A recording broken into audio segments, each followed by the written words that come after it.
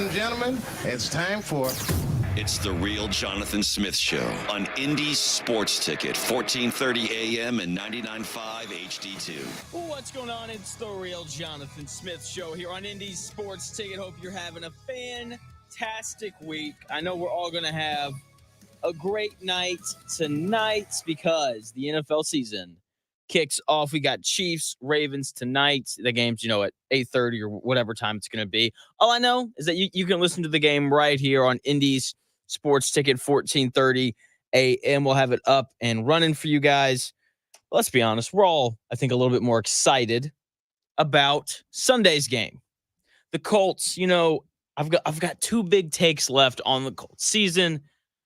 So here's one of them. This is the edgiest one so far. I think this is my biggest swing in terms of my final five Colts takes on the season. So last night, I'm sitting down and I'm going through the schedule and I'm trying to figure out my record prediction, which will come out tomorrow for this upcoming Indianapolis Colts season. And I'm looking at the schedule, and it led me to the take that I have for you today on this Indianapolis Colts team. The Indianapolis Colts defense will once again be top 5 in sacks, and they will have a fringe top 10 defense this season. So that may finish as the 12th best defense in the NFL, the 11th, maybe even the 10th. Maybe the Colts have a top 10 defense this year. That, after looking at the schedule, is what I believe. And let's be honest, I know we're all concerned about the secondary of this Indianapolis Colts defense, as we should be, because there's a lot of question marks. There's a lot of concerns at corner and safety, and you're right. The secondary is not very great, but the defensive line is the best part of this defense. It is. So the Colts' ability to get after the quarterback is not in question for me, and that is the most important part of any defense, you could argue. The front seven as a whole, when you look at, your 4-down linemen and your linebackers, the front seven as a whole for the Colts is good. Even when they're a nickel and Kenny Moore's on the field, he's a good tackling corner. So I have no reservations whatsoever about the Colts and their ability to stop the run. Zaire Franklin and EJ Speed have shown us over these past couple of years not to be great, outstanding players, but to be good, solid linebackers. I have no concerns, no worries whatsoever about the Colts defending the run this year. Okay, they're going to be one of the best teams in the NFL at defending the run because of that defensive line and because of those linebackers. And once again, everyone knows that this secondary is terrible. It's nothing but question marks and concerns and just bad feelings for every single player outside of Julian Blackmon. From a coverage standpoint, even Kenny Moore beckons some questioning. He's a little bit older now. Who knows? He wasn't as good last year as he's been previously. Does he continue to kind of slide? What's he going to look like this year? Once again, questions and bad feelings everywhere in the secondary. Despite everything I said, though, about the Colts secondary, I do think that the Colts are going to have one of the best defenses statistically this year. They're going to be a fringe top 10 defense, but they won't pass the eye test. But when you go to the numbers, the Colts will surprise you, right? Whenever we look at teams and we figure out even just individual players, right? People usually tell you who's good and who's not good by using one of two things.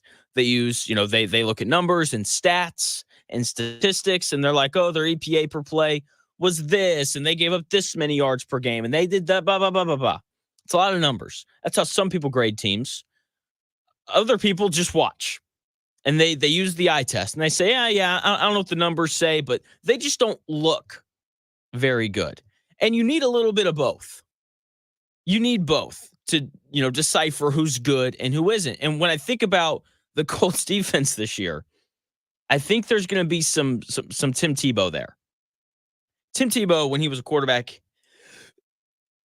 in the NFL, ran the ball spectacularly. Okay, if you sat back and you watched Tim Tebow play, you could walk away and be like, that guy is a football player. He wins games, all those things. Okay, Tim Tebow ran the ball great, just like how this Colts defense is going to rush the passer at an elite level this year. Once again, they're going to finish top 5 in the NFL in sacks. They finished 3rd in sacks last year. So I expect for that production to continue. The defensive line, it's deep and it's talented. When we look at Tim Tebow's career, though, the one thing he couldn't do was throw the ball. And that was the most important part of playing quarterback in the NFL. And for the Colts, the secondary is bad. We all know that.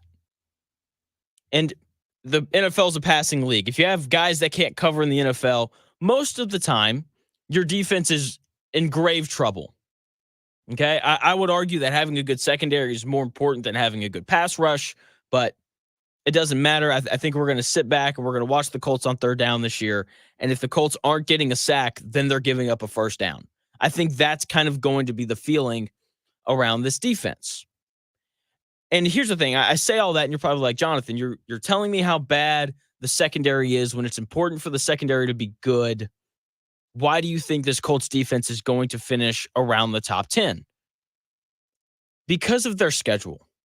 I am not predicting for the Colts defense to be statistically good this year because I love the defense. I'm not predicting for the Colts defense to be good this year because I like Gus Bradley. Rather, I am predicting for this Colts defense to be good statistically because they don't play any great quarterbacks. At least they don't play them on a consistent basis. The Colts only play one game against a legitimate top 5 quarterback in the NFL this year, and that's Josh Allen all the way out in Week 10. Outside of that, they play some quarterbacks that probably hover around the 10th best in the NFL, and they play a bunch of young guys. Okay, they play C.J. Stroud twice, who's probably hovering around being one of the 10 best quarterbacks in the NFL, if he can repeat what he did last year. Trevor Lawrence, they play him twice. He's probably somewhere around the 10th best quarterback in the NFL. Aaron Rodgers is probably somewhere around the 10th best quarterback in the NFL. Jordan Love and Jared Goff fall into that tier of quarterbacking as well. So when I look at the Colts schedule, they have one game against an elite quarterback and 7 games against, quarterbacks that probably sit around somewhere as the 10th best quarterback in the NFL. The other 9 games that the Colts play this year, they're against rookie quarterbacks, young quarterbacks, or bad quarterbacks. And that matters whenever you're talking about, statistics and the numbers that you allow and all those things. Who you play against matters greatly. So I think that statistically, because the Colts are playing a fair amount of non-elite, non-good young quarterbacks, statistically, they're going to be okay. But when you watch them actually play, there's going to be a great amount of concern. Okay? The fans, you, me, when we sit back and we watch this Colts team play against, the Texans or the Bills or the Packers, there's going to be so much concern every time one of those quarterbacks drops back to throw the ball. And that's really going to happen in every game. But to the average fan who doesn't watch every down of Colts football this season, they're going to go to, Pro Football Reference, look at the top defenses in the NFL, and they're going to be like, oh, the Colts are they have the 11th best defense in the NFL. That's pretty good. But the numbers will be inflated because the Colts aren't playing against great quarterback play week in and week out like some of the other teams in the NFL are. So that's my prediction. The Colts will have a fringe top 10 defense this year, but the eye test will not back it up in the slightest. And I'm ready for Sunday. I know you are as well. The Colts getting set and ready to take on the Houston Texans. Week 1 divisional game, but revenge game, because that's a thing that we have to say because the Colts lost to them in week 18. The Houston Texans general manager went on, I guess a podcast here recently, and he was asked about the Indianapolis Colts, as, he should be, because, obviously they're playing week 1 and it's a divisional matchup and all those things. And the Houston Texans general manager had some interesting things to say about this Colts team. I think the term that kind of stands out when you read about them, when you watch them, when you study them, is explosive. So, and they've talked about a little bit on their end as well, the ability to create explosive plays on either side of the ball. And offensively, it starts with Anthony, no question about it. I mean, He's very unique. There's not many quarterbacks like him. Tackling will be at a premium. When JT puts his hands on the ball, literally he can score from anywhere. I mean, we've seen that 80-yard runs. He got out loose there. What was a 50-yard run-ish or whatever it was, missed the tackle, and then there he goes to the second level. So explosive players at the skill positions really made the addition. Downs is injured. We'll see whether or not he plays. But, I mean, Pittman has been as consistent a player as any receiver in the league. Pierce sounds like he's had a pretty good training camp, has improved, and AD Mitchell is going to add pretty significant impact to their offense. Very uniquely skilled player from Texas. Kind of have the offensive line intact. So good football team, good offensively. Shane does as good a job as any offensive coach in the league, no question about it. And on the defensive side of the ball, everything starts with the front. I mean, this is as good of a front we're probably going to see here all season, just collectively top to bottom. So talk about the starters, then when you look at their depth as well. But, I mean, everything starts with Buck and Grover. Latu's probably going to end up being one of the better pass rushers in the league. I mean, this guy is very uniquely skilled. He's very technical, knows how to rush. He'll be a problem. He's going to be a problem not only for us, but for a lot of teams. And then Quiddy, it looks like he's had a pretty good training camp. He's got some good snaps. They got good depth behind them. And then, two of the more underrated linebackers in the league. Everybody talks about Zaire, and rightfully so, but EJ Speed has really emerged as a really good defensive player. And kind of the seventh defender, however you want to call it, with Kenny Moore in the nickel slot. Really good nickel. Young players on the perimeter, a corner. We saw Brents last year. We saw Jalen. It looks like Cross is going to pencil in next to Blackman at safety, who was injured. So this is an explosive team that is capable of affecting the game on either side of the ball in the blink of an eye. That was the Houston Texans general manager giving a lot of praise there to this Indianapolis Colts roster. And he said a lot of good things. Okay, he called this Colts team explosive. I think he's right. I hope he's right. Anthony Richardson, obviously in the run game, is going to be explosive. Jonathan Taylor in the run game is going to be explosive, especially if this Colts offensive line is as good as what we all are told that it's going to be. Okay, I think Anthony Richardson is going to be capable of making big throws down the field with his arm strength. So pass game could potentially be highly explosive. Okay, and that's important because I've said it multiple times. I don't think that Anthony Richardson is going to be consistent enough to win games. So he has to be explosive. Like, the Colts need that 25-yard chunk play on pretty much every drive if they're going to hope to score. Because I like Anthony Richardson. I think he's going to develop into a good quarterback, but he's just not there yet. And I don't trust him to go, 5, 6, 8 yards at a time down the field. The Colts need those big, big chunk plays. Okay, so hopefully the Houston Texans general manager is right about that. He also clearly thinks highly of Laiatu Latu and this defensive line. Okay, he called it the best and deepest defensive line that they're probably going to face all year. That's good enough for me. I like hearing that. And he thinks that Laiatu Latu is going to develop into a really good pass rusher, that's good for us. Okay, it's nice to hear someone other than Chris Ballard, someone not a part of this Indianapolis Colts organization, say good things about the Colts. But did you notice what he didn't say? Did you notice what he didn't say? Because let's be honest, NFL guys are nice. Okay, they're not going to go on any sort of public forum and say mean things about another team. They aren't going to do that. There's this brotherhood, this kind of code between NFL teams of, hey, let's be respectful of each other when we go on these podcasts and all those things. He didn't say anything good about the secondary. The Houston Texans GM, he's waxing poetic about Shane Steichen, calling him a great play caller and as good of an offensive mind as anyone in football. And he's talking about how explosive Anthony Richardson is and these receivers are and how Jonathan Taylor is explosive and he can go for an 80-yard touchdown run at any moment. And then he starts talking about the defensive line and how deep and how good it is. And then he starts talking about the linebackers. He's like, we all talk about Zaire Franklin, but EJ Speed's really come on strong these past couple years. And then he gets to the secondary, and he's like, they're really young. And that's all that he said. That's the entirety of his statement is their secondary is really young. That was it. There was no, oh, that Julian Blackmon guy's he's pretty amazing. One of the best safeties in the league. Didn't say anything like that. Didn't say anything about, Juju Brents, like he showed some good things last year. Nothing like that. Absolutely nothing like that. And that tells you all that you need to know about this Colts team this year. Solid at linebacker, deep on the defensive line, talented on the defensive line.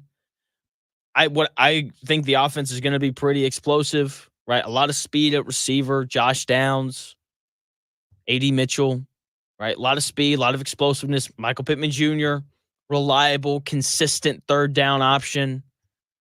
Jonathan Taylor, explosive running back. Anthony Richardson, going to make some great, awesome plays, but also probably going to have some boneheaded decisions.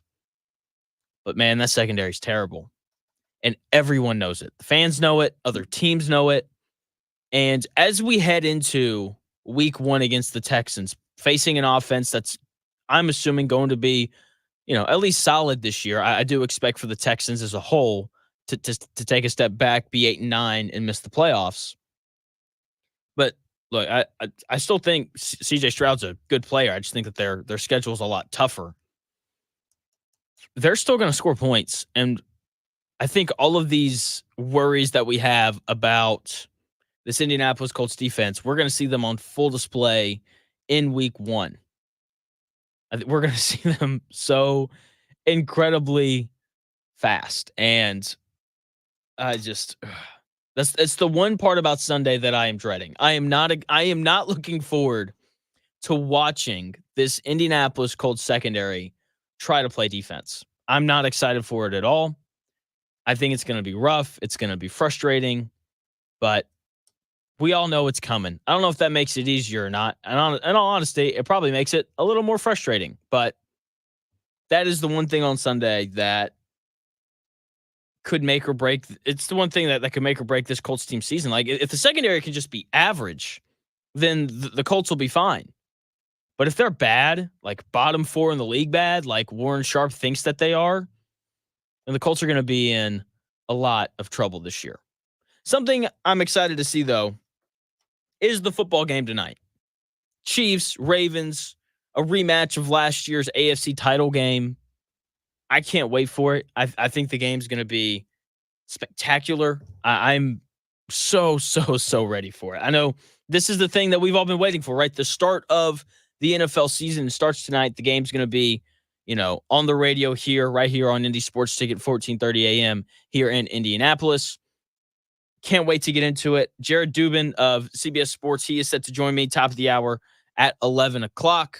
Okay, knows a lot of football. He and the CBS staff gave a lot of predictions yesterday on what's going to happen during the NFL season. So we're going to talk about a lot of those, mainly the ones concerning the Colts and the AFC South. Once again, Jared Dubin of CBS Sports is set to join me at 11 o'clock.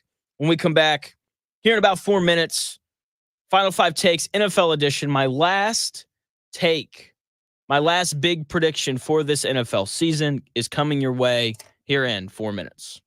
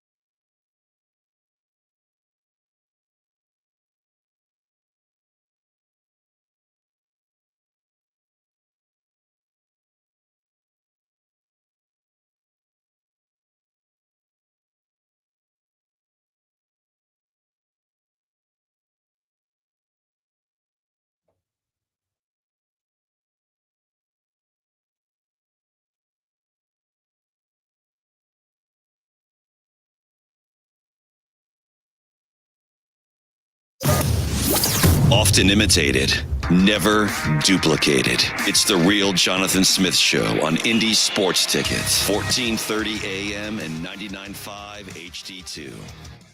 The real Jonathan Smith Show here on Indy Sports Ticket, 11 o'clock. Jared Dubin, an NFL writer for CBS Sports, is set to join me. We're going to talk the upcoming NFL season and everything, not everything, but a lot of the things that have to do with the Indianapolis Colts and the AFC South and everything going on in what is the most intriguing division in the NFL. Okay, the AFC South. I don't think anyone knows what's going to happen. I think everyone thinks that they know. Okay, I'm looking around, all these people picking the Texans. It's not happening. Okay, the Texans are going to go 8-9, and the Jacksonville Jaguars are going to win the division. Today marks the start of the NFL season, which marks the end of the Final Five Takes NFL edition. Okay, and so far for the Final Five Takes on the NFL season, the first four that I gave out were Kansas City and Detroit being the one seeds in the AFC and the NFC. Houston going 8-9 with Jacksonville winning the AFC South. That's 2-3. And then yesterday I said that Bryce Young would be much improved this year after a horrendously bad rookie season in which none of it was his fault because he's playing on the worst roster in the NFL for Frank Reich, who got fired after 8 games. So today, because it's the start of the NFL season, it is my last opportunity to tell you who is going to win the Super Bowl and who they are going to beat. Let's start with the NFC representative because I think that the AFC is pretty easy to figure out. The NFC, I believe, is the more interesting conference. I find it funny that the AFC is definitely better, but Patrick Mahomes is so good that everyone just kind of pencils them in to win the AFC every year, even though the AFC conference is definitely better than the NFC. But when it comes to the NFC, there are only 4 acceptable answers that I would take, at least, to pick who's going to represent the NFC in the Super Bowl. And those 4 teams are the Lions, the 49ers, even though I think that they're going to miss the playoffs, the Packers, and the Rams. I think it's going to be the Rams. I like the Rams to win the NFC this season. And the reason why I'm picking them over those other 3 teams that I mentioned, it's simply because they have the best quarterback-coach combo of the 4. They have the best coach of those 4 teams, and they have the best quarterback of those 4 teams. And I can hear it now. This is what everyone, like, I was talking to my buddies last night, and I told them that I thought that the Rams were going to come out of the NFC, and they all said the same thing in unison. But Aaron Donald is gone. I don't care.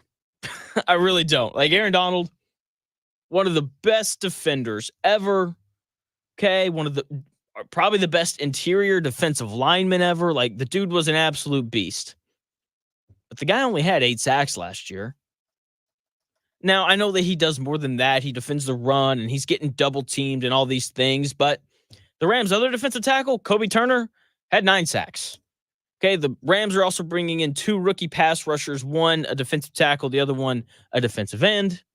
They're bringing them in. I think they're both going to be good. They used, a first-round pick and a second-round pick on those 2 guys. Like, they're going to be solid options. And if they are, right, and they went out in free agency and brought in some guys as well. If these, new additions on the defensive line pan out, the Rams are going to be Super Bowl bound. Okay, like, we all know that this offense is going to be awesome this year because it's Matt Stafford, one of the best quarterbacks in the NFL. It's Puka Nacua, who had the best rookie receiving year ever last year. It's Cooper Kupp, who won the Triple Crown 3 years ago. And it's Kyron Williams, who was awesome last year playing running back. And also, Sean McVay is their head coach, and he's a genius, so we all know that this Rams offense is going to be good. The question is the defense. They made a ton of upgrades on the back end of the defense because their secondary wasn't great last year. They also invested heavily in the defensive line since Aaron Donald retired. They're going to be better. They are. And they're going to represent the NFC in the Super Bowl. With that being said, they will not win the Super Bowl because they're going to play the Kansas City Chiefs, who at the end of the year will be the first team ever to three-peat in the NFL. They are better than they were last year. When I look around the AFC, I just don't feel like very many teams got better. The Bills lose Stephon Diggs. Maybe Keon Coleman's really good. maybe that happens. I got to be honest. I don't really know. But do we really trust the Bills that their best wide receiver is going to be a rookie? I don't know about that. Sure, I mean, they'll win a lot of games. They'll probably win the AFC East, but they aren't going to be better than the Chiefs with that lack of weapons. The Ravens lost a plethora of players. They lost their defensive coordinator, who was the best defensive coordinator in the NFL last year. So they got worse. But they're bringing in Derrick Henry. The Ravens' issue wasn't their ability to run the ball. Okay, like they're always going to be able to run the ball as long as Lamar Jackson's back there. Okay, Joe Burrow with the Bengals, he can't stay healthy. CJ Stroud's only in his second year. I don't really trust him. The Dolphins can't win in cold weather. The Jets are the Jets. And do we really trust a 40-year-old quarterback coming off of an Achilles tear? Not really. Also, the last time we saw Aaron Rodgers play well, the Packers went 8-9. When I look at the AFC, the Chiefs feel like the only team that check every single box needed to potentially hoist a Lombardi trophy. They have a great quarterback. They have a great coach. They have weapons.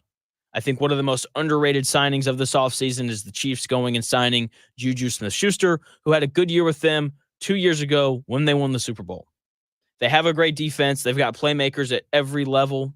Okay, Chris Jones, Nick Bolton, and then McNeed playing corner. They are hands down the best team in the AFC. Now, they have to stay healthy. That's always a challenge no matter who you are. But let's be honest. As long as Patrick Mahomes doesn't get hurt, I don't think we're going to doubt the Chiefs. Okay? Like, even if, Travis Kelce got hurt, I would still pick the Chiefs to win the AFC. Because as long as the number 15 is standing up back there, I'm not picking against him. And look, this isn't some crazy, profound take.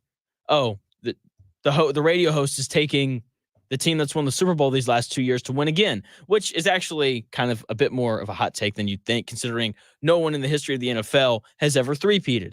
And there is historical significance with this. Bill Belichick is known as the best football coach ever right now because he won 6 Super Bowls. But if Andy Reid three-peats, he should hold the title of the best coach in the history of the NFL. He'll have 4 Super Bowls, and he'll have done something no one else in the history of the NFL has ever done, and that's three-peat. And I would argue that three-peat is more impressive than Bill Belichick's 6 Super Bowls. Okay, that's really how I feel about it. Bill Belichick also, he might be a little bit overrated. He has a losing record without Tom Brady. Andy Reid has a winning record without Patrick Mahomes. Andy Reid took the Eagles to a Super Bowl with Donovan McNabb. He made the playoffs with Alex Smith. That's the most impressive thing about Andy Reid that I think separates him from Bill Belichick. He has won games no matter who his quarterback has been. Whereas when we look at Bill Belichick, Tom Brady's not there. They've been awful. That's just the reality of it. Now, if the Chiefs do three-peat, which I once again think that they will, I'm still going to believe that Tom Brady's the GOAT, greatest quarterback ever. He's won more Super Bowls than any other franchise in the sport. He's amazing. But if you wanted to tell me that Mahomes was the best ever after they three-peat, I wouldn't scoff at it. Probably wouldn't argue with you.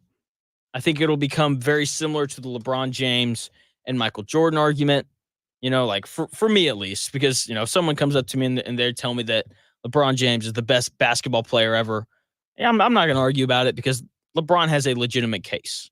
I'd still disagree, but I would understand why someone has that stance. If Mahomes wins again this year and they three-peat, I'll feel the same way. If someone came up to me and they're like, Patrick Mahomes, best quarterback ever, I'd be like, I get it. I disagree, but I get it. And that's where I think that we are headed. I cannot wait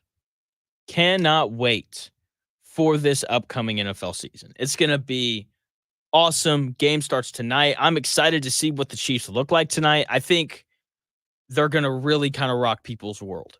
Because just thinking back on the Chiefs last year, like the offense outside of Mahomes just wasn't very consistent. Like even in the Super Bowl, they were trailing late. They couldn't get anything going offensively, and then they came alive in the fourth quarter. And that's not who they're going to be this year. I think they are going to really put up points, be back to that dominant, excellent offense that we expect from Andy Reid and Patrick Mahomes, because they actually have weapons this year. Like, they're not relying on Kadarius Toney and McCole Hardman and guys like that. Like, that's no longer who they're relying on. Okay, Rashee Rice is in his second year. Doesn't seem like he's going to get suspended. Feel like it would have happened by now. Xavier Worthy, speed demon. Okay, even if he doesn't have a big year, he's going to have an impact because of his speed on how defenses defend the Chiefs. That'll make it easier on Mahomes. Isaiah Pacheco is one of the better running backs in the NFL. Okay, he's going to continue to be just this bulldozer that is capable of carrying the ball and catching the ball out of the backfield. Like, there's weapons all over the field now for the Chiefs. Travis Kelce, he's a little bit older, but I know he's going to show up in big spots. That's kind of what we saw from him last year. And that defense, man, they've got arguably the best defensive coordinator in the NFL in Spags. 3 guys at each level, or a guy at each level of the defense that is capable of making game-changing plays. I'm telling you guys, Chiefs, 1 seed and Super Bowl champions. It's happening this year. If there was a time to beat the Chiefs, it was last year when they didn't have weapons and they struggled to score. That was the time to do it, and nobody could. So give me the Chiefs to hoist their 3rd straight Lombardi trophy. They'll beat the Rams in the Super Bowl, and it's going to be a fun, fantastic NFL football season, which gets underway tonight. If you're on the road and you can't watch the game, tune in right here, Indy Sports Ticket, 14:30 a.m., to listen to tonight's Thursday night football game. 11 o'clock, Jared Dubin, NFL writer for CBS Sports, is set to join me. We're going to talk even more football. We're going to talk Colts, AFC South, all those great things. It's going to be a lot of fun. Love it when Jared comes on. When we come back here in about 4 minutes, though, I must also address the Indiana Fever, who have now won 5 in a row. Big win last night over the Los Angeles Sparks, staying in contention to potentially move up to that 4 or 5 seed. We'll see what winds up happening. I've got thoughts on the Fever when we come back here in 4 minutes.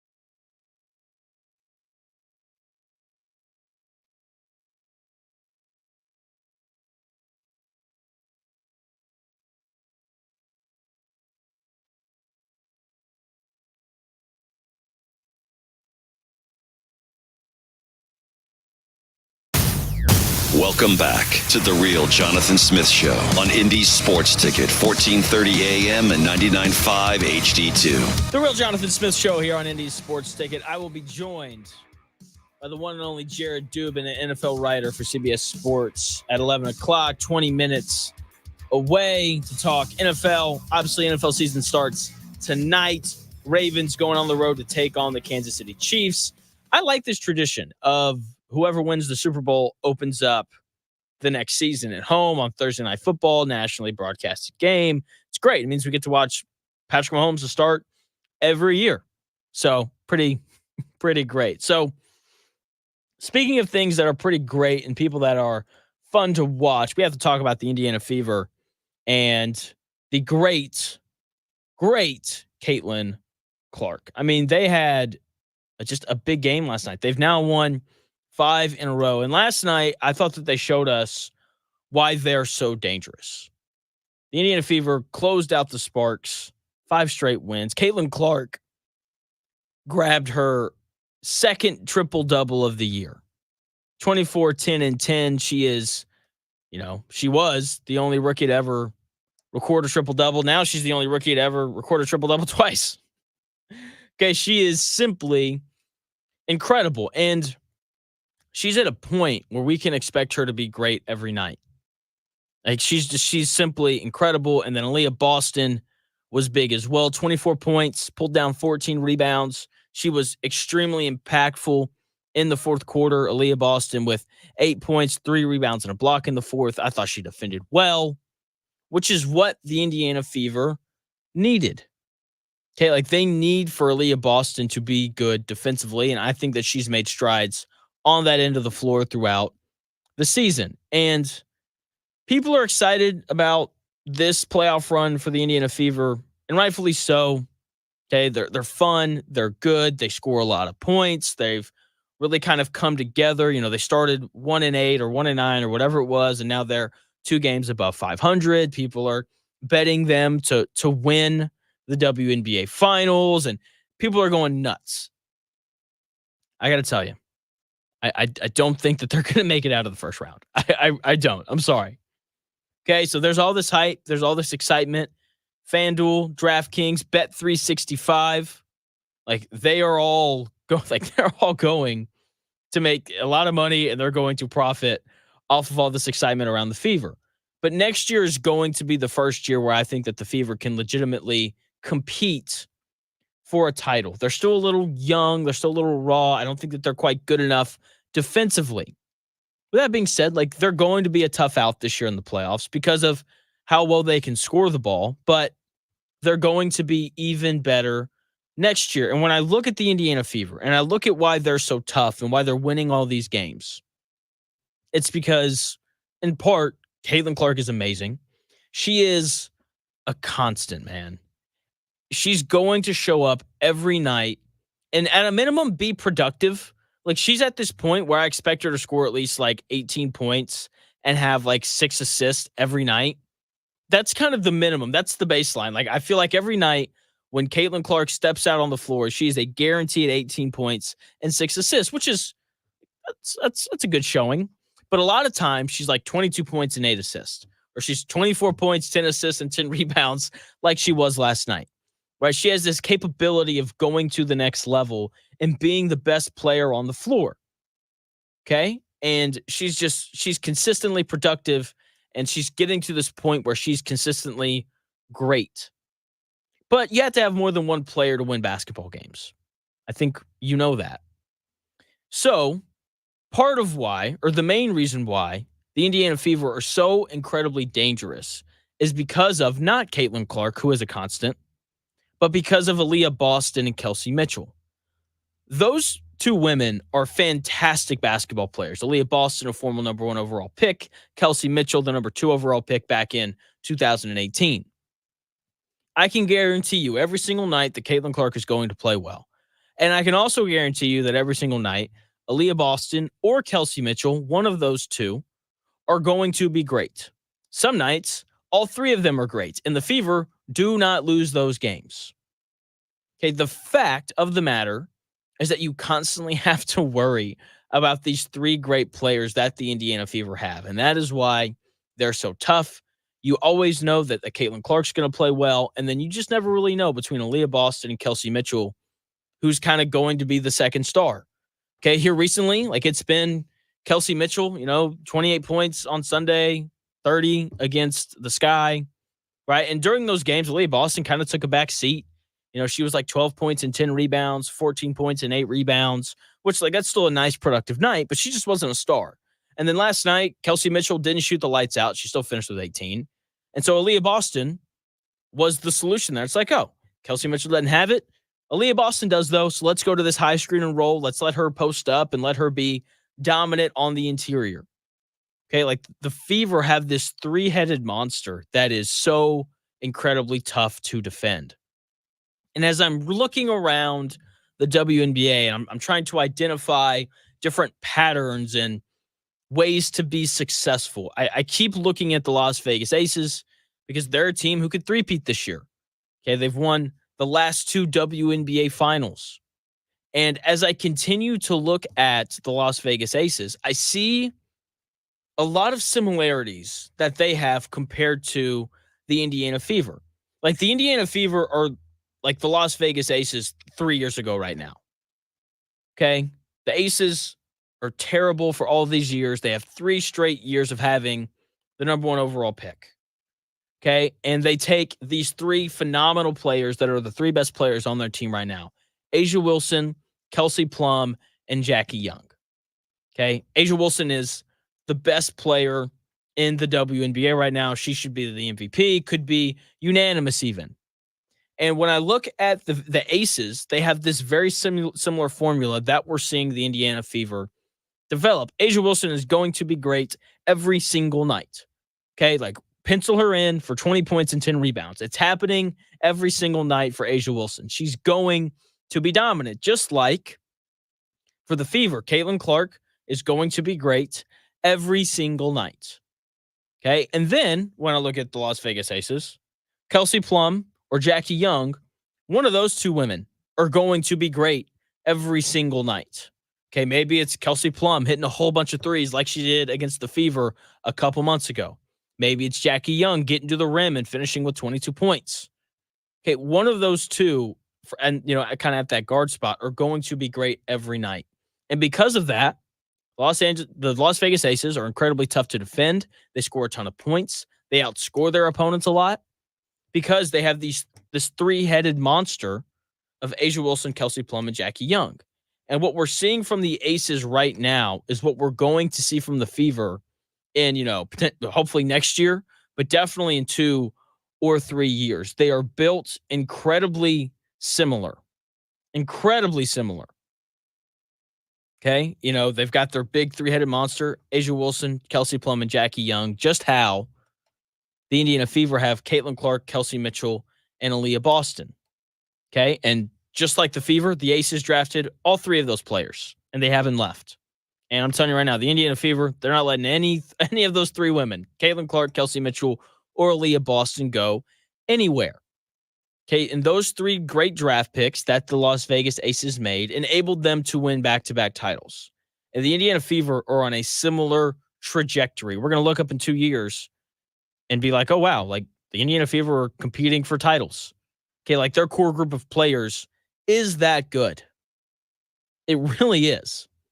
And I'm excited to watch them develop over these next couple of years, but we need to pump the brakes a little bit.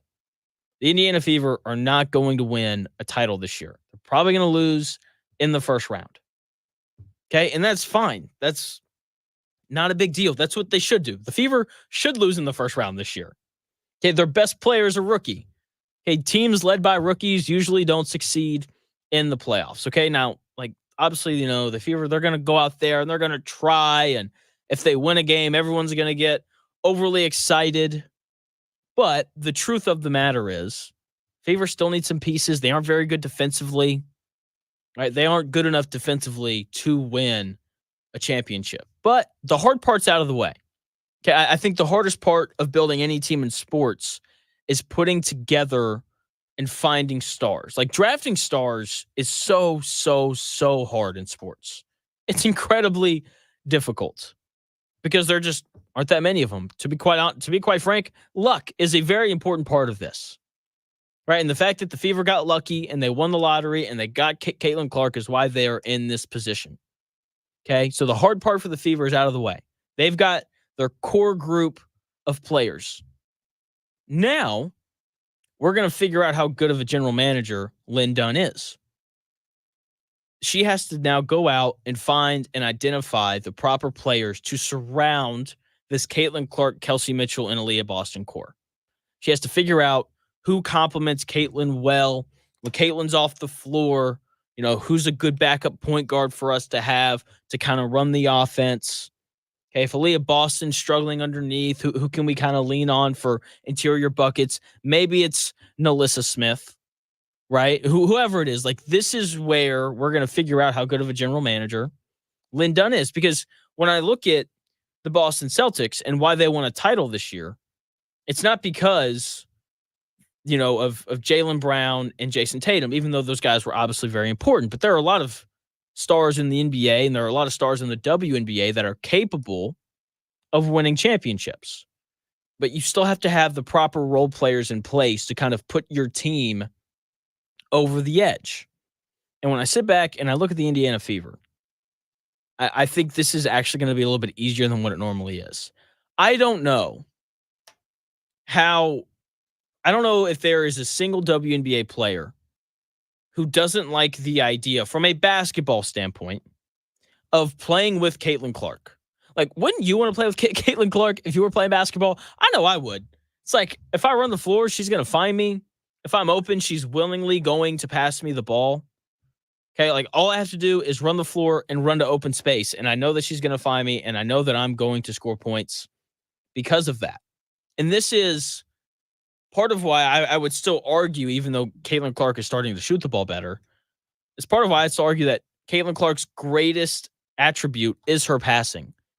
Because it not only makes her teammates better, but it's going to be so much easier for the Indiana Fever to attract free agents now. Because it's like, hey, we've got this awesome player who can go and score whenever she wants, but she doesn't want to do that. She wants to give you the ball. It's a very similar thing to the Denver Nuggets and something that I think we're going to wind up seeing with the Indiana Pacers. Like, who wouldn't want to play with Tyrese Halliburton? Who wouldn't want to play with Nikola Jokic?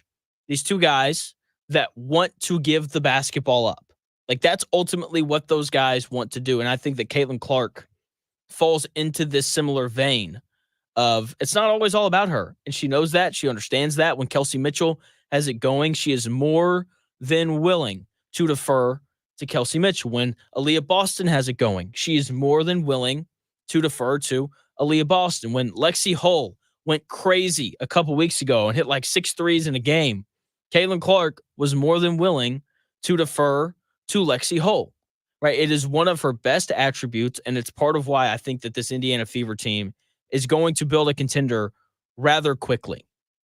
Okay, it's not just because Caitlin Clark, Kelsey Mitchell, and Aaliyah Boston are great, but this team's play style is appealing to other players across the league. Because let's be honest, no one wants to show up on a team and play defense and not get to shoot.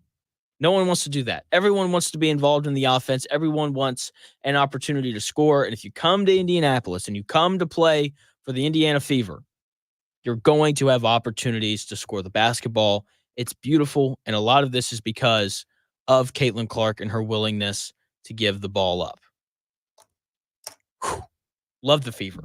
Glad that they're playing well, but we got to slow down a bit. This team is not going to win a title this season.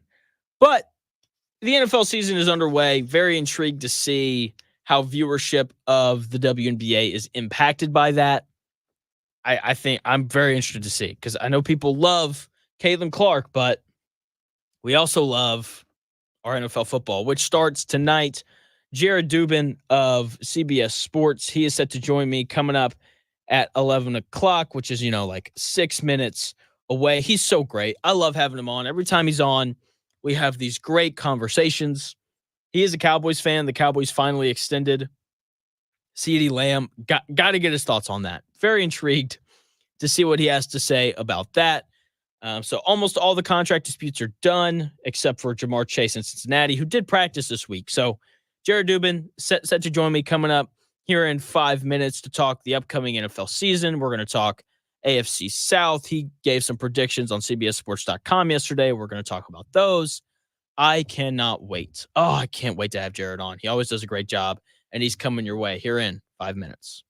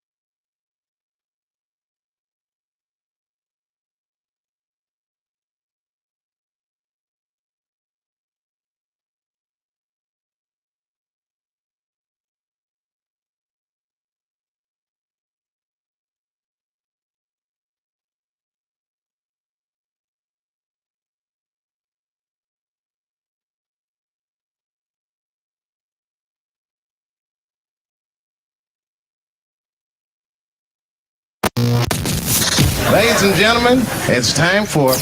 It's the Real Jonathan Smith Show on Indy Sports Ticket, 1430 AM and 99.5 HD2. What's going on? It's the Real Jonathan Smith Show here on Indy's Sports Ticket. We've got NFL football tonight, so I had to bring on the one and only Jared Dubin, NFL writer for CBS Sports. Jared, what's going on, man?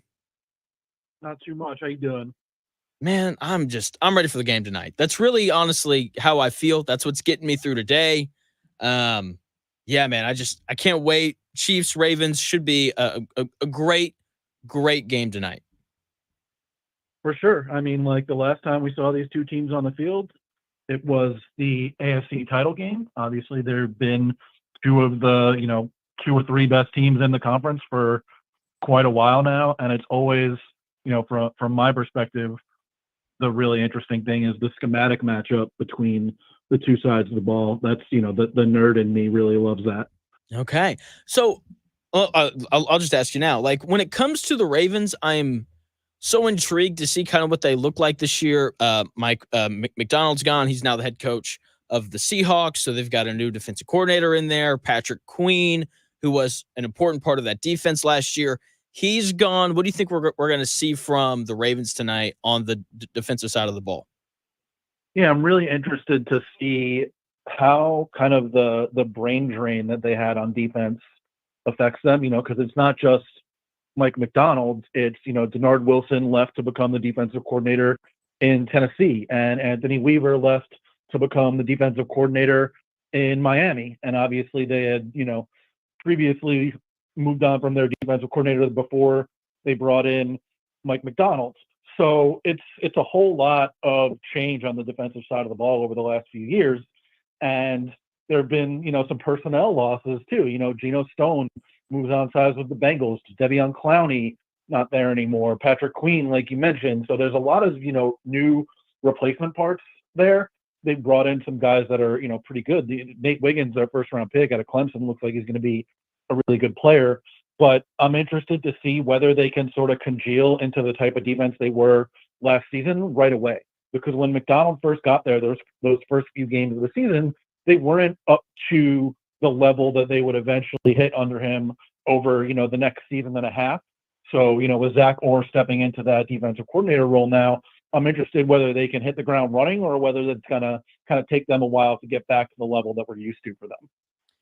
Joined by Jared Dubin of CBS Sports, NFL writer over there. You can find all of his stuff at cbssports.com. And if you like his writing and you want his perspective on basketball, check out Last Night in Basketball.com. So the AFC is so interesting to me because I feel like if you were to ask the average fan which conference is better, the AFC or the NFC, they'd look at all the quarterbacks in the AFC and say this is the better conference.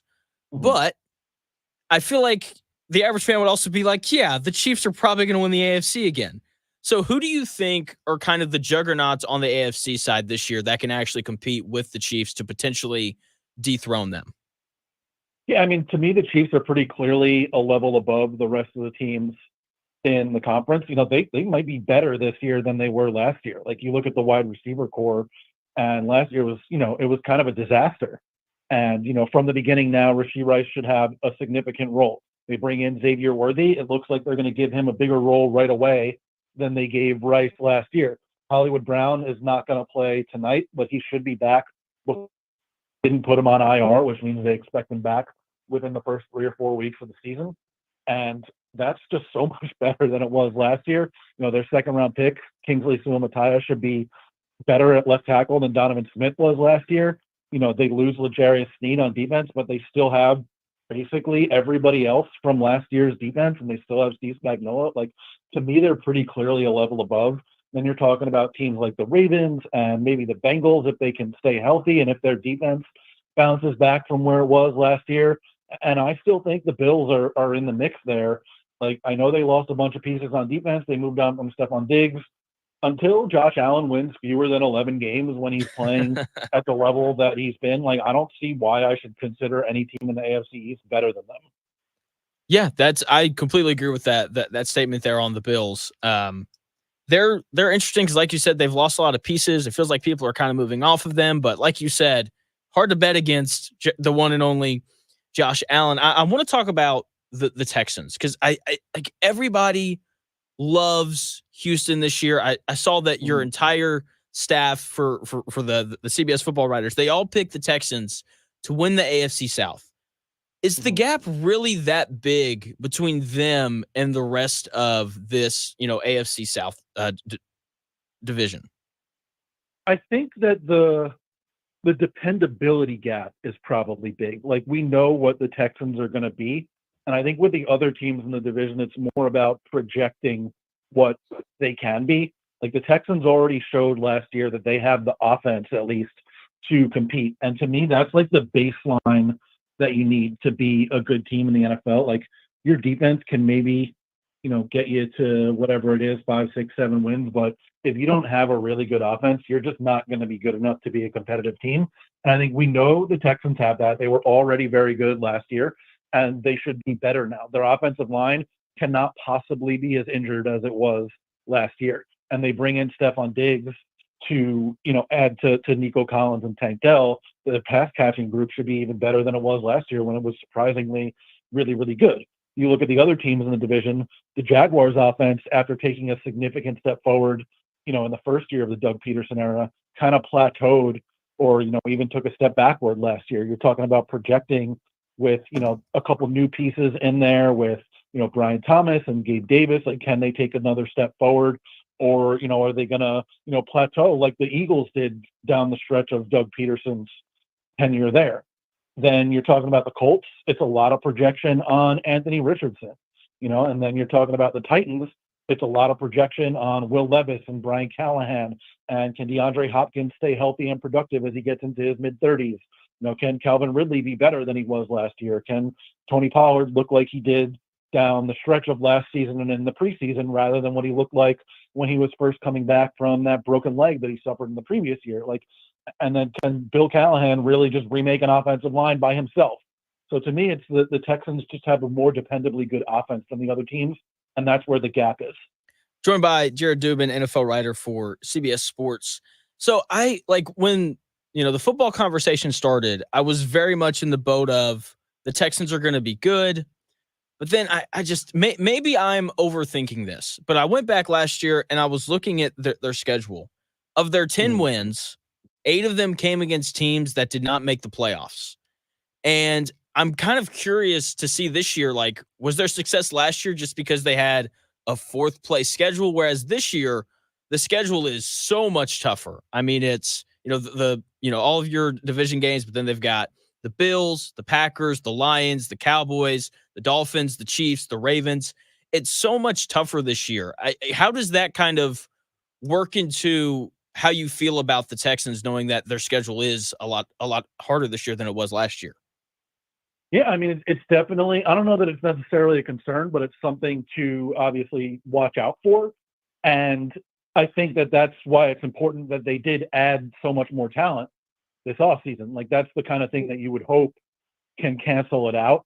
They bring in Stephon Diggs. They upgrade the offensive line. Offensive line should hopefully be healthier. They bring in Daniil Hunter to rush the passer opposite Will Anderson on the other side of the ball. You would hope that, year 2 of D'Amico Ryans on defense, they're going to show a little bit of improvement. If Derek Stingley can stay healthy and really lock down one side of the field, among that cornerback group, that really helps everybody else in the secondary. You would hope that those things, the combination of health and the additions they made this offseason, can sort of stave off any regression that you might expect from playing a tougher schedule. Yeah, that's totally fair. Like you said, they did add a lot of talent this year. I'm very intrigued to see how the Stephon Diggs thing kind of works out, because he can be a little bit of a diva. I don't think he's going to be their number one receiver, and I'm interested to see how he kind of handles that. Do you think there's a chance that he winds up kind of being a bit of a problem because he's not getting the targets that he thinks he should be getting? Yeah, I mean, from my perspective, I always want a receiver who always wants the ball and thinks that he's always going to be open. It's not necessarily a bad thing to me if your quarterback can handle it. I think for the most part, Josh Allen handled it really well while they were there. Every once in a while you would see them arguing on the sideline. But to me, that just shows like Diggs thinks himself getting open is the best way to move the ball. I don't think he's going to have any issues getting open in this offense. We've seen that the Shanahan McVay style of offense, which Houston runs because of Bobby Slowick is down there, and he was the pass game coordinator for the 49ers before he came over there with D'Amico Ryans. Like, that schemes everybody open to begin with, and it's not like Diggs wasn't getting open toward the end of the year. He was getting less volume because the Bills were throwing the ball less often. And I think we've seen CJ Stroud, on his little media tour this offseason. That dude is so smart, and he's such a good communicator. And we saw even during the preseason when him and Diggs were talking on the sideline, and Diggs was telling him, about the different kind of ways that he was trying to run a route and why he would be open in a certain place at a certain time in a certain way. And Stroud was like, "Yeah, man, sounds good. Let's do it. Next time I'll look for that." Like, I just think he's such a smart player, and he's such a good communicator that even in the instances where Diggs does get sort of frustrated about not getting the ball, Stroud's going to be able to handle it. Fair enough. Joined by Jared Dubin, NFL writer for CBSSports.com. And I appreciate you, Jared, because I was looking through the staff predictions from the CBS Sports writers, and you were the only one to pick the Colts to finish second in the division. What is it about the Colts that you feel like other people are missing or just don't appreciate about the Colts that you do? I don't know if it's necessarily that people are missing something so much as that I just have so much faith in Shane Steichen to create a very good offense and the best possible offense around his quarterback. And I think that Anthony Richardson might be the most physically talented quarterback that he's worked with so far, which is saying a lot because the other quarterbacks he's worked with are Justin Herbert and Jalen Hurts. Like the level of talent that Richardson has and the way that Steichen can deploy it, I think just gives me a little bit more confidence in Indianapolis's offense than I have in Jacksonville's offense or in Tennessee's offense. I don't necessarily have a ton of confidence in Will Levis to begin with. I think Brian Callahan could put him in position to succeed, but I just don't think that Levis has as much talent. I think that Trevor Lawrence has as much talent as anybody, but we've seen over the last several years, like Press Taylor, the offensive coordinator, does not create easy answers for his offense. And, we saw that toward the end of Doug Peterson's tenure in Philly, and we saw it, I think, last year in Jacksonville. So for me, I'm always going to defer towards the offense that I think has the best chance to succeed. And because of Steichen and because of Richardson, I think that is Indy for me this year. Yeah, that makes complete and total sense. The AFC South, I think, is I would say it's probably the hardest division to predict in terms of who's going to finish where, just because kind of as you were alluding to, like there's a lot of projection going on with the Jags and the Colts and the Titans. Which is the easiest division where like you wrote down your order of who's going to finish first or fourth, and you were like, yeah, that's probably going to be right. Yeah. So in our staff expert predictions, we had one division where 5 of the 6 people had the exact same order of finish, and the one person who didn't just had the 3rd and 4th place team split, and that was the NFC West. Everybody had the Chiefs, Chargers, Broncos, Raiders, and then one had Chiefs, Chargers, Raiders, Broncos. Fair enough. The AFC West is, I find it at least somewhat interesting just because, you've got obviously Harbaugh showing up, once again joined by Jared Dubin, NFL staff writer for CBS Sports. You can find all of his predictions and all of his writing at CBSSports.com. And the AFC West, like, I think you're right. I think everyone's kind of putting the Chiefs down as, the winner of that division. What do you like? But the Chargers, I find interesting because it's McConkey and, Josh Palmer as the receivers. And then that really kind of feels like all the weapons that they have. Why do you like the Chargers this year? I do like them a little bit, but it's more so that I just don't like anything about the Broncos or the Raiders. And the Chargers are ahead of them almost, not necessarily by default, because I do have a ton of faith in Jim Harbaugh. Like everywhere he's gone, he has absolutely maximized the win potential of his team. He did it at Stanford, he did it in San Francisco, and he did it obviously in Michigan, culminating with the national title last year. He is going to get as many wins as possible out of that group. And I just think the number of as many wins as possible is higher for the Chargers than it is for either the Raiders or the Broncos. Yeah, that makes Total sense. Two more questions for you, Jared, and I will let you go. Who is the team for you this year that you're just really interested to see? Like they might be really bad, but there's just something about them that's going to make you sit down and watch them every Sunday. Yeah, I might be the only one that thinks this, but I really want to watch Arizona. That running game was surprisingly really good last year, and especially after Kyler came back, it was the second most efficient running game in the league.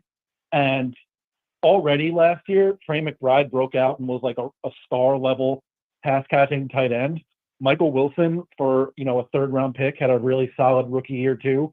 Now you drop Marvin Harrison Jr., like one of the best wide receiver prospects in recent memory, into that mix. And I think Drew Petzing, their offensive coordinator, did a really good job putting them in position to succeed last year. So just all of that together, and Kyler being back healthy from the start of the season, I just really want to see what they look like on offense.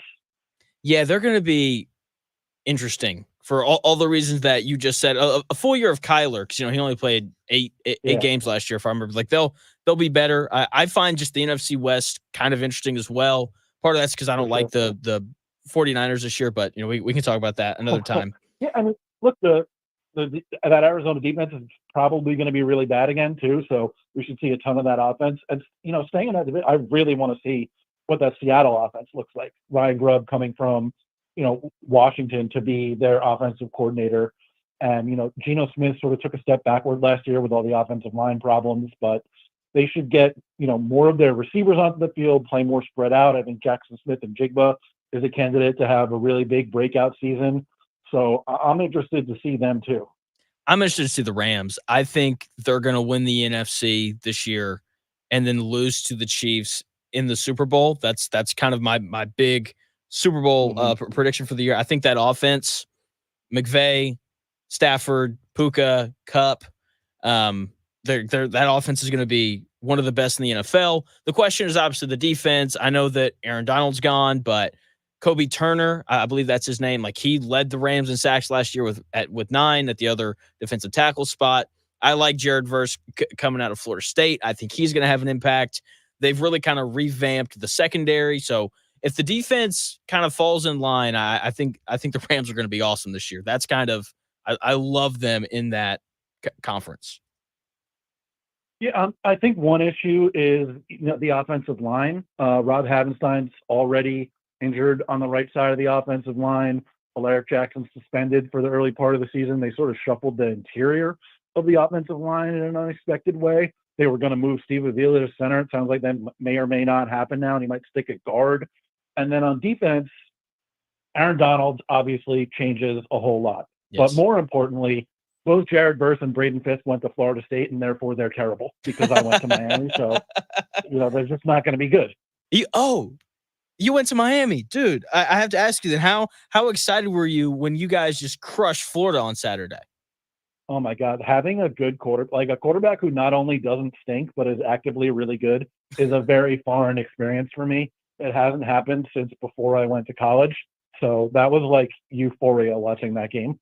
Okay, fair enough. It was great. My boss graduated from Florida, and we made a bet because I like Miami to win the ACC as a whole this year. And he was like, he's like, no way, typical Florida guy stuff.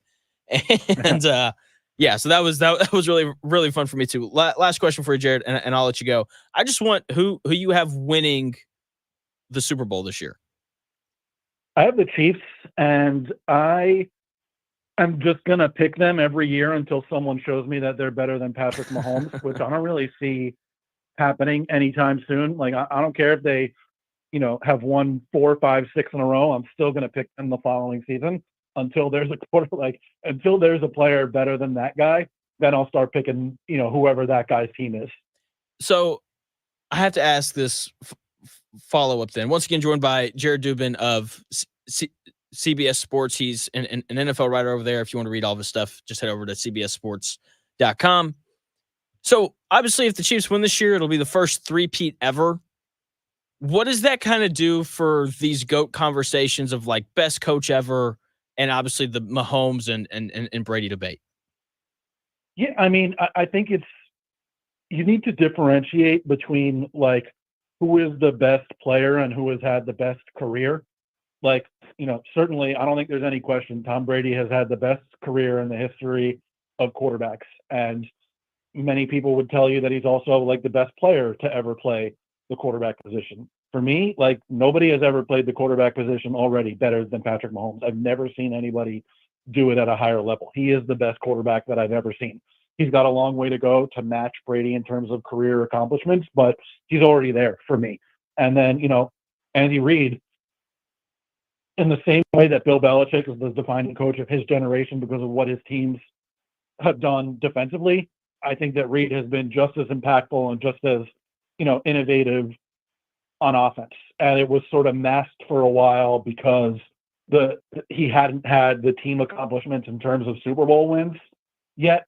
But, you look at what he did when he was an offensive coordinator, and then what he did when he was in Philly, and what he's done, obviously, in Kansas City. And now that he has, his Tom Brady in Mahomes, everybody's sort of waking up to the fact that this is one of, the best offensive minds of all time. And, if they win several more Super Bowls, people probably will start talking about him in the same sentences, Belichick and Bill Walsh and, Shula and all those guys that people are, consider the very best coaches ever. To me, offensively, he's already sort of in that class, and it's just sort of being belatedly acknowledged.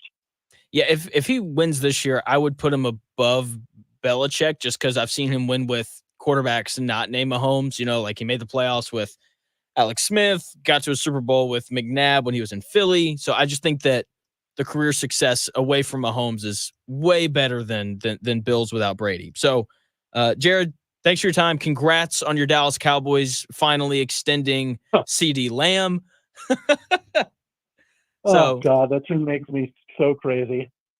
Hey, I mean, now all you got to do is extend Dak Prescott. Oh, gosh. It should have happened. I can't do it. Or trade him. They should have extended him or traded him by now, because the last thing you want him to do is to walk away for free. Yeah, but, the Cowboys don't operate by the same logic as, everybody else in the world. So They certainly do not. Jared, thanks for your time, man. You were great as always. Thanks for having me, man. Have a good one. You too. That is Jared Dubin. You can follow him on Twitter at JADubin5. Great writer, great guy, entertaining, all those things. Just a great dude. Head over to cbssports.com and you can read all of his stuff there as well. When we come back here in about 4 minutes, I've got Colts takes, a big one about this Indianapolis Colts defense. I think they might surprise us this year. Kind of, not really. I've got that for you when we come back here in about 4 minutes.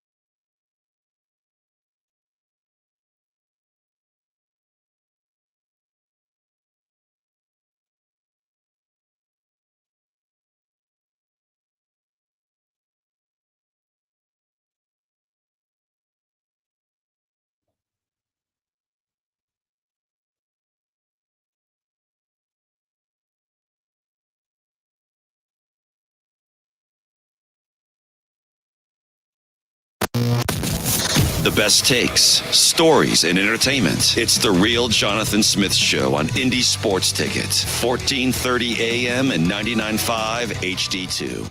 The Real Jonathan Smith Show here on Indy Sports Ticket. Hope you're having a good week. We've got football tonight and tomorrow night and Saturday. College football, Sunday, more NFL. Oh, my gosh. It's fantastic.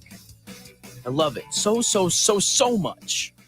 So glad football's back tonight.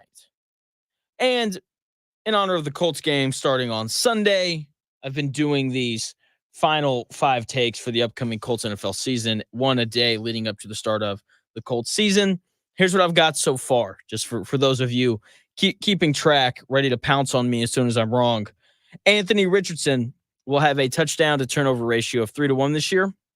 Michael Pittman Jr. will not lead the Indianapolis Colts in receiving yards this year. And Jonathan Taylor will rush for over 1,300 yards, but only score 8 touchdowns on the year. And today is my 4th big Colts take or prediction coming up this season.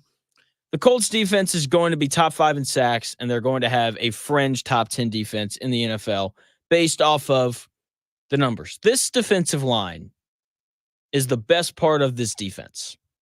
The front 7 as a whole is the strength of it. Okay, I'm not worried about the Colts on first and second down. Okay, the defensive line is stout, deep, talented, all those things. Zaire Franklin and EJ Speed have shown us over these past couple years to be good players. Okay, I have no worries whatsoever about the Colts defending the run this year. I think they're going to be one of the better teams in the NFL at defending the run due to the talent that they have on the defensive line and how solid they are at linebacker. Now, everyone knows how terrible this secondary is. It's really bad. It's nothing but question marks and bad feelings everywhere outside of Julian Blackmon. Even Kenny Moore wasn't very good last year. He's getting older. Who knows if he's going to be as good as he used to be in pass coverage. Despite everything that I just said about that Colts secondary, though, I think the Colts are going to have one of the better defenses statistically in the NFL this year. By the numbers, they will be a fringe top 10 defense. Okay, and I believe that when people evaluate teams and players, they look at, there's 2 different metrics that they use. They look at stats, they look at yards per play, EPA per play, yards allowed, points given up, all those things. And people will use that to tell you who's good and who isn't. And then other people use the eye test. And which is, exactly what it is. They watch the games and then they tell you who's good and who's not. I'm telling you right now, the Colts will not pass the eye test, but they will pass this statistics test. Okay? Because once again, like this pass rush is going to be good. The linebackers are going to be good, but we're going to sit back and every time a quarterback loads up to throw it, we're going to be holding our breath. Okay, we're going to clench our butt cheeks together and just hope and pray that nothing bad happens because this secondary isn't very good. Okay, it's not. But the strength of this defense, being the defensive line, is going to help them. They were top 3 in sacks last year, the Colts were. And you could argue that they got better at the defensive line this year, bringing in Raekwon Davis and Leatu Latu. Okay, like they are going to be fine in the front 7. They're going to be fine in applying pressure on the quarterback. The secondary is where everyone is concerned, and rightfully so. It's like, well, Jonathan, this is a passing league. If the secondary is bad, then why do you think that the Colts will look fine statistically? It's because of who they play. That's why I think they'll be fine. Okay, I'm not predicting for this Colts defense to look good statistically because I love the defense. I'm not saying it because I like Gus Bradley. I'm saying it because they just don't play that many great quarterbacks this year. They only have one game, the Colts do, against a legitimate top 5 quarterback in the NFL, and that's Josh Allen in Week 10. They don't see Lamar Jackson. They don't see Joe Burrow. They don't see Patrick Mahomes. They don't see anyone like that. They see Josh Allen in Week 10. That is the only top-tier quarterback that this Colts defense will face all year long. Okay? Outside of that, they play multiple 10th-ish best quarterbacks in the NFL. They play C.J. Stroud twice. Okay? If he's as good as he was last year, like he's probably a top 10 guy. They play Trevor Lawrence twice, who, if he's, as good as he was 2 years ago, then he's probably a top 10 guy. Okay, they play Jordan Love, who was terrible the first half of last year, figured it out late. Right? They play Aaron Rodgers, who's 40, coming off of an Achilles tear. And they play Jared Goff. So that's one game against an elite level quarterback in Josh Allen, and 7 games against the 10th-ish best quarterbacks in the NFL. The other 9 games that the Colts are going to play this year are against rookie quarterbacks or just young guys in general, guys like Will Levis, or flat out bad quarterbacks. That's what, guys like Sam Darnold in Minnesota, who's probably going to be the starter for them this year. That is what this Colts defense has to face this year, which is a huge break for the Colts. Okay, and the fact that they aren't going to play against that many elite top-tier quarterbacks is going to make this Colts defense statistically look better than what it really is. Okay? Like, they got pretty lucky given how terrible the secondary is and how many not good quarterbacks they're going to get to play against this year. So when we sit back and we watch the Colts, they're not going to pass the eye test, especially when they play the Texans, Bills, Lions, Packers, Jets, and Jaguars. Okay, like they will not pass the eye test. But your casual, everyday fans, this is how you can identify the people in your life who don't actually watch the games. Okay, the people who are going to go to, Pro Football Reference and be like, oh, the Colts are 11th in yards allowed and they're 12th in points allowed. Like they're a pretty good defense. Yeah, you can look at them and be like, no, you're dumb. You clearly haven't been watching. Okay, that is what I think we're going to see from the Colts this year. Statistically, they'll be fine because they just don't play against that many good quarterbacks. Whereas when we sit down and we actually watch, there are going to be a lot of concerns to be had. And we're going to see those concerns on full display in week 1 when the Indianapolis Colts take on the Houston Texans, C.J. Stroud, Nico Collins, Tank Dell, Stephon Diggs, a team that can really throw the ball all over the yard. Like, we're going to see all the concerns that we have come to light on Sunday. But the Houston Texans general manager went on a podcast and he was asked about the Colts, right? Because, first game of the year, divisional opponent, all those things. And he had some pretty great things to say about this Indianapolis Colts roster. Here's the Houston Texans GM singing the Indianapolis Colts' praise. I think the term that kind of stands out when you read about them, when you watch them, when you study them is explosive. So, and they've talked about a little bit on their end as well, the ability to create explosive plays on either side of the ball. And offensively, it starts with Anthony, no question about it. I mean, he's very unique. There's not many quarterbacks like him. Tackling will be at a premium. When JT puts his hands on the ball, literally he can score from anywhere. I mean, we've seen that 80-yard runs. He got loose there. What was a 50-yard run-ish or whatever it was, missed the tackle, and then there he goes to the second level. So explosive players at the skill positions really made the addition. Downs is injured. We'll see whether or not he plays. But, I mean, Pittman has been as consistent a player as any receiver in the league. Pierce sounds like he's had a pretty good training camp, has improved, and AD Mitchell is going to add pretty significant impact to their offense. Very uniquely skilled player from Texas.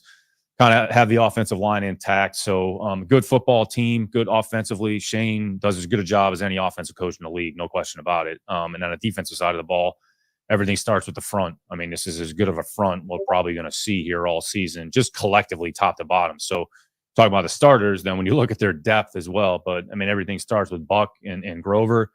Latu is probably going to end up being one of the better pass rushers in the league. I mean, this guy is very uniquely skilled. He's very technical, knows how to rush. He'll be a problem. He's going to be a problem not only for us, but for a lot of teams. And then Quiddy, it looks like he's had a pretty good training camp. He's got some good snaps.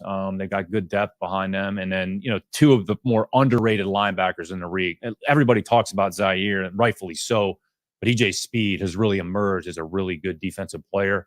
And kind of the 7th defender, however you want to call it, with Kenny Moore in the nickel slot, really good nickel. Young players on the perimeter or corner. We saw Brents last year. We saw Jalen. It looks like Cross is going to pencil in next to Blackman at safety, who was injured. So this is an explosive team that is capable of affecting the game on either side of the ball in the blink of an eye. That was the Houston Texans general manager talking about a lot of the good things about the Indianapolis Colts. Okay, and it's great to hear, right? He called the Colts offense explosive, and I hope he's right. I really do, because I think that in order for the Colts to be successful this year, in order for the Colts to score a lot of points, Anthony Richardson in this offense has to be explosive because I like Anthony Richardson. I think he's going to develop into a solid quarterback at some point. But as of right now, he's not going to be incredibly consistent. And because of that, the Colts are going to need these explosive chunk plays in order to score points. That 25-yard route down the seam. Okay, like whatever it is. Okay, like I need the Colts to be explosive this year because if they aren't going to score very many points. They just aren't. Okay, and then when it comes to the defense, Houston Texans general manager said everything that we've heard about this Colts defense all offseason. The defensive line is deep and good. He said that is as good of a defensive line as they're going to face all year, top to bottom. He spoke highly of Leatu Latu, thinks he's going to develop into an elite pass rusher here at some point. Okay, talks about the linebackers, and he's like, yeah, everyone talks about Zaire Franklin, but man, EJ Speed's pretty good too. Just all this praise on the Indianapolis Colts, which is expected. Okay, I feel like there's this kind of like brotherhood code in the NFL of like, don't go on, any sort of like platform and blast another team. I feel like there's like this mutual respect of like, this is hard. So like, let's just be nice to each other. Behind closed doors, we can rip each other to shreds. But out in the open, like, let's be nice. Okay. Which is interesting because he doesn't say anything good about the secondary. Not a peep. Nothing about the secondary, right? On and on about the defensive line of the Colts and Leatu Latu and EJ Speed and Zaire Franklin are really good. On and on and on and on and on. And then he gets to the secondary. He's like, yeah, they're young. And that was it. He just kind of moved on after that. He was like, yeah, the secondary is young. Can't wait to play them week 1. That's kind of what I felt like he was saying there of like, yeah, the secondary is young. They aren't very good. We'll see how it goes. And so, yeah, I found it kind of funny. And I also find it pretty revealing that, look, we as fans know that this secondary is terrible. Every other team in the NFL knows the exact same thing. And that is the storyline for the Colts this year. Okay, because, I had Jared Dubin on, at 11. He was awesome. We were talking about Shane Steichen, and me and him are very closely aligned on this idea that because Shane Steichen is here in Indy, like they're going to find ways to score points. So I fully believe that. The question is just, can this secondary get off the field on third down?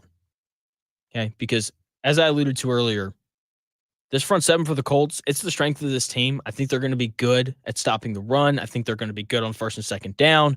We know that on third down that this pass rush is good enough to get to the quarterback. But at the same time, if the ball's out in, under 2.5 seconds, it's not going to matter. Like, can this secondary that we're all incredibly worried about, can they find ways to get stops? And that is going to make or break this Indianapolis Colts season. Because, look, in order for them to make the playoffs and, potentially win the division, they're going to have to beat some of these better quarterbacks on their schedule. Okay, the 9 games that they play against top 10 quarterbacks, I expect them to win. But the other ones, like those games against the Texans, those 2 games against the Jags, and the game against the Jets and the Packers and the Lions, like they need to win like 2 or 3 of those to have a legitimate chance at winning the division this year. And with this secondary, I'm not convinced that they're going to be able to do that. I'm also not convinced, like many other people are, that the Indiana Fever are going to win the WNBA Finals this year. I like the Fever. They're obviously a good team. They've won 5 in a row. And during this win streak, or really just over the past couple months, they've showed why they're so dangerous. And I'm going to tell you why they're so dangerous when we come back here in about 4 minutes.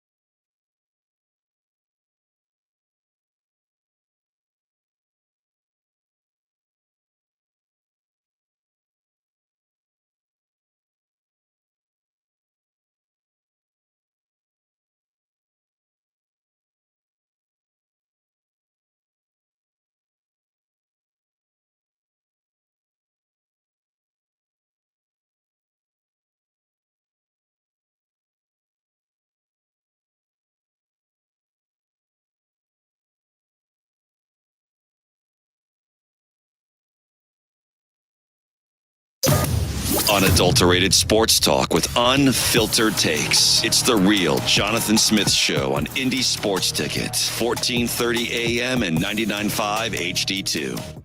The real Jonathan Smith Show here on Indy's Sports Ticket. Thanks for tuning in. No matter how you're tuning in, maybe you're listening live on the radio, 1430 AM in the Indianapolis area. Maybe you're watching on Twitter.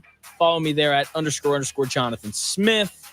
Follow the station there as well at Tickets 1430. Or what you should do, what you should really do, is you should head over to YouTube, search for Indy Sports Ticket and subscribe. Watch the stream there. Hop in the chat. Join the conversation. Let your opinion be heard. Now, moving on here to the Indiana Fever, who closed out the Sparks last night late to grab their 5th straight victory.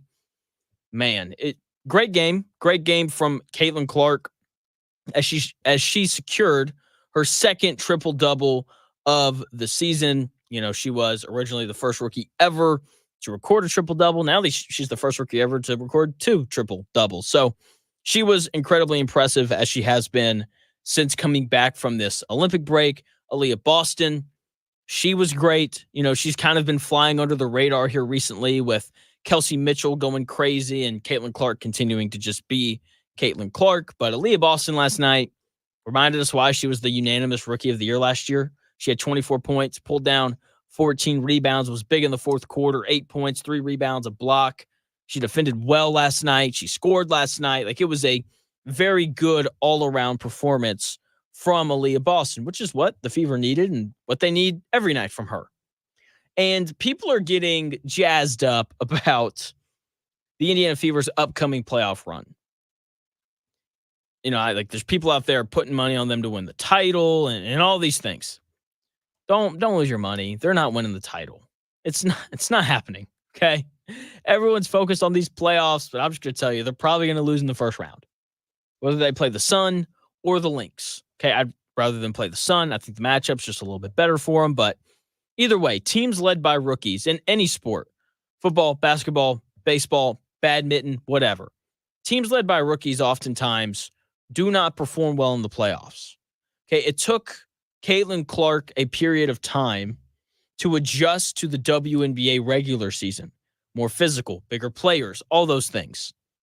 You really want to sit here and tell me that that's not going to be the exact same case when they play in the playoffs? Because the playoffs are different from the regular season. I fully expect for the Indiana Fever to lose in the first round, and that's okay. Because they're led by a rookie, and teams led by rookies don't win in the playoffs. It just doesn't happen. But their future obviously is extremely bright. They've got this awesome young core of players, and they're so incredibly dangerous because they've got these 3 just awesome players that can kind of go crazy whenever. Caitlin Clark is a constant. Like, she's reached this point where I expect for her to score 18 points and have at least 6 assists every night because she's just that good of a player. She is. Like, she is a constant. She's going to be productive at a minimum, but most nights she is going to be great. She has reached that point already. Then you have Aaliyah Boston and Kelsey Mitchell. The reason why the Fever are going to make the playoffs, right? Because you have to have more than just one great player in order to have success.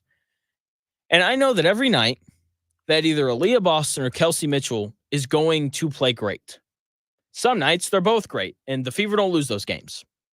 The fact, though, is that you constantly have to worry about these 3 great players from the Indiana Fever. They have this insanely awesome 3-headed monster, and they remind me so much of the Las Vegas Aces, a team that could three-peat this year. Okay, they are the Fever in 3 years or whatever. Okay, like when I look at the Las Vegas Aces, Asia Wilson's going to be the MVP this year. She should probably be unanimous. She is the Las Vegas Aces' Caitlin Clark. She's going to be great every single night. She's going to compete for MVPs and all those things. Then you've got Kelsey Plum and Jackie Young, who are the equivalents to Aaliyah Boston and Kelsey Mitchell. 2 great players that can, be up and down sometimes, but chances are one of the 2 of them are going to be great every single night. And the nights where all 3 are great, the Las Vegas Aces win, just like the nights for the Fever when Caitlin Clark, Aaliyah Boston, and Kelsey Mitchell are all great. The Fever win those games. That's just what happens. And what we're seeing from the Aces right now is what we're going to see from the Fever at some point in the future, whether that's next year or 2 years from now. I don't know. I just know that a similar style of basketball is going to happen between the Aces and the Fever. Like people are going to look around and be like, oh, these two teams are the exact same. The Fever are just a few years behind the Aces. Okay, the Aces drafted in 3 straight drafts. Kelsey Plum, Jackie Young, and Asia Wilson. Just like how in back-to-back drafts, the Indiana Fever drafted Aaliyah Boston and Caitlin Clark, and then you have to go back to 2018 to when they drafted Kelsey Mitchell. Okay, but either way, like both teams have built through the draft with high picks, which means that they were bad for a while, and now they're both surging to the top. Obviously, the Aces currently at the top with the Fever quickly rising. Okay, and I'm excited for what the Fever are going to do because I see so many similarities between them and the Aces. Like the Aces won back-to-back titles, and I think we're going to see something similar from the Fever in the future. I just don't think we're going to see it this year. In addition to teams led by rookies usually not winning in the playoffs, the other reality of this is the Indiana Fever just don't defend very well. You have to get stops if you're going to win in the playoffs. Like you have to. And like as much as we all love Caitlin Clark and Kelsey Mitchell and Aaliyah Boston, none of them are great defenders. And that is where Lynn Dunn comes into play. We're going to figure out how good of a general manager she is really quickly. Like she's done the hard part, right? She's found great players that you can build a team around. Now can the Fever go out and find the proper role players to surround Caitlin Clark, Kelsey Mitchell, and Aaliyah Boston with? Okay, like when I look at the NBA and I look at the Boston Celtics who won the NBA title this year, like yes, they won the title because they have Jason Tatum and Jaylen Brown. Those are the stars. But there are a lot of players in the NBA that are good enough as stars to win a title. The difference between the Celtics and everybody else was the role players that they had. Drew Holiday, Derek White, Kristaps Porzingis, okay? Peyton Pritchard, right? Whoever you want to go with. Okay, that was what separated them. And the Indiana Fever have to figure out how to do something similar. They have to figure out how to find more Lexi Hulls. That is a role player for the Fever right now that fits in incredibly well. They have to find more players like that. And because of the way that Caitlin Clark plays basketball, I think it's going to be easy for them to do so. Because let's be honest, like if you're playing basketball, who doesn't want to play with a great player that wants to give the basketball away? Like Caitlin Clark wants to pass the ball and find open teammates. Who doesn't want to play with a player like that? Who doesn't want to play with a player that makes, scoring the basketball so much easier? We see the same thing in the NBA with the Nuggets. Everyone wants to go play for the Nuggets. You know why? Because they get to play with Nikola Jokic, who just makes scoring the basketball so much easier. Caitlin Clark has that exact same effect, and I think it's going to make Lynn Dunn's job of surrounding her with the proper role players so much easier. Real quick, before I take off and I pass the mic to Dan Dockett, whose show is going to run from noon to 3 today. Real quick prediction for tonight. I like the Chiefs to win. They're at home. I look, they're the best team in the AFC. That's part of this prediction as well. I don't know what the line is. I'm going to try and pull it up here really quickly before I have to sign off. But yeah, it's Mahomes. It's Andy Reid. I'm not betting against them. In week 1, they had a bunch of additions. They didn't really lose a ton, whereas the Ravens definitely did. The Chiefs favored by 3 points tonight. I like them to win and cover. Thanks for tuning in to The Real Jonathan Smith Show. I'll be back on the air tomorrow from 10 to noon with so much Colts stuff because we are almost to the start of their season. Have a good one. The Dan Dockett Show comes your way here in about 5 minutes.